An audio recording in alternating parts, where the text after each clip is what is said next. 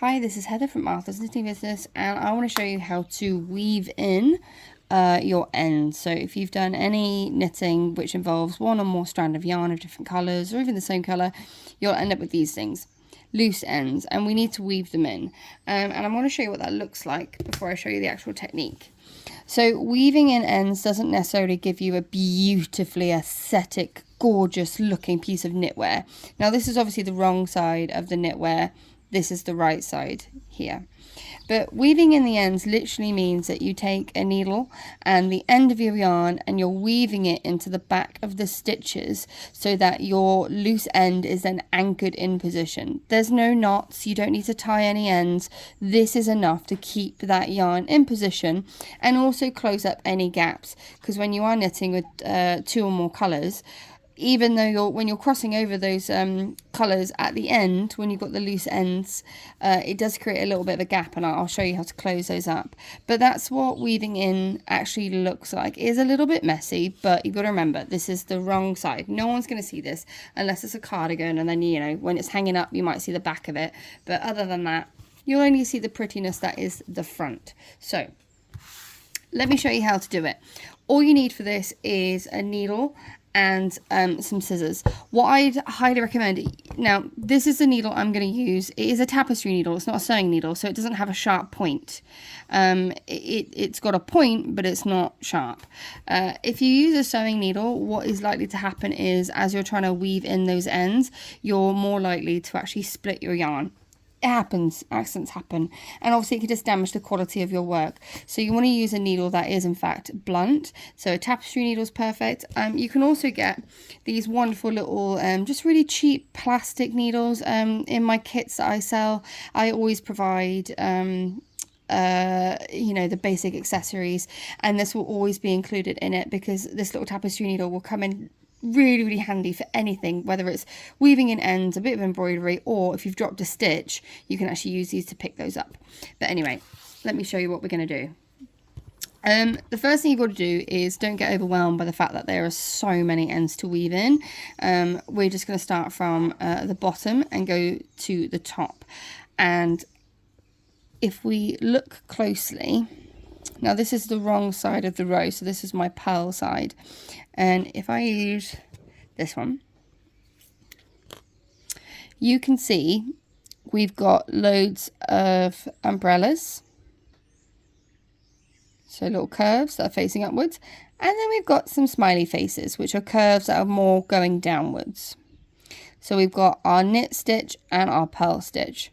And what we are going to do is, once we've got our yarn on our tapestry needle, we are going to hook the needle underneath the umbrella, or the umbrellas first of all, but we're not going to go up, we're going to go diagonally across. So I've got one there, I'll pick up this one here, and then I'm continuing to go diagonally across. Now this is an upside down one, this is a smiley face, I want the umbrella.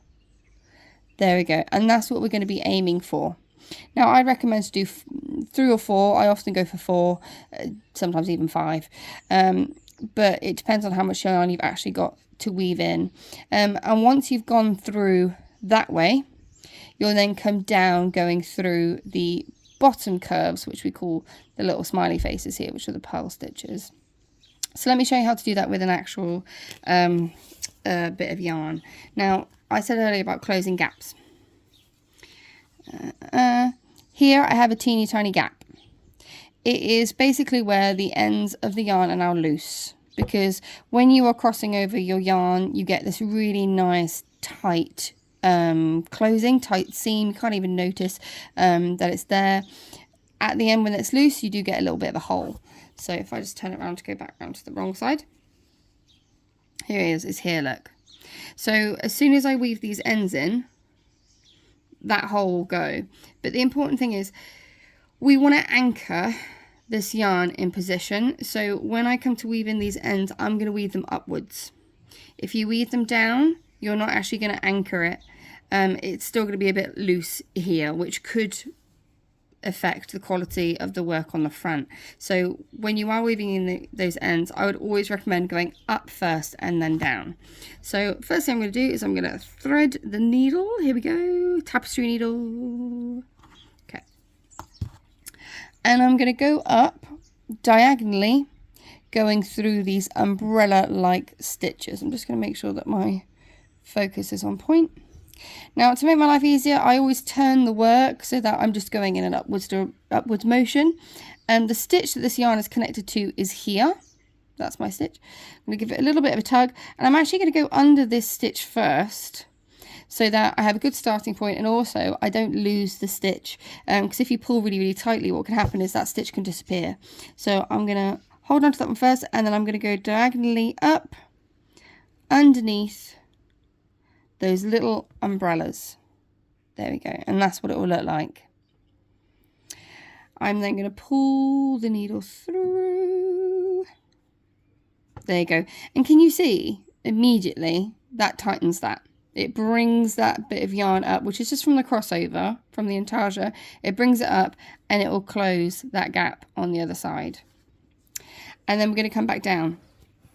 Now I'm going to come back down going through the under the bottom curves, which we can call the smiley faces, whatever you want to. You can go right next to it. You can go like a little bit away. It doesn't really matter.